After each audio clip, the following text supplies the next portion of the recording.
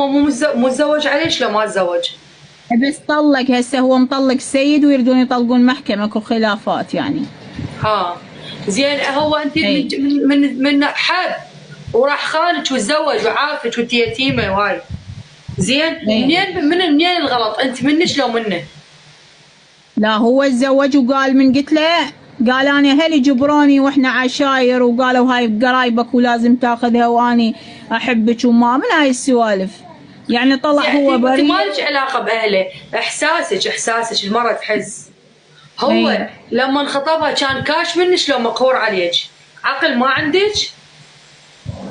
ما ادري اني هم افكر هيك، هم شنو تفكرين هيجي؟ هو من خطبها كان فرحان وكاش منك واصلا ما ومكيف قال لي، عليها لو اصلا ضايج ما عليك. قال لي، انا اصلا ما قال لي يعني راح اتزوج، وما قايل لي انا راح اتزوج.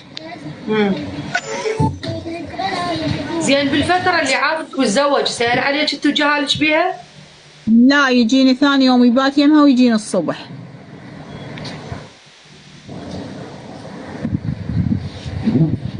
ومعاملته تغيرت وياك؟ يجي يجيب لي مسواق وما ادري شنو، ويتبوس بالجهال، يسوي روحه حنين عليهم.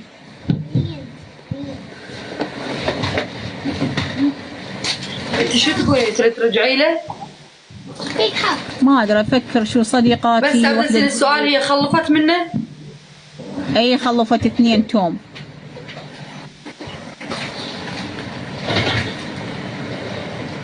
والله زينب رجعي له. شلون؟ على عنادها. هو زعلانه المره مطلقه سيد يمه لها. ما دام عرف قيمتك وجت نازل وانتي الاصل وجاك، رجعي له. قولي له انا سامحتك حبيبي.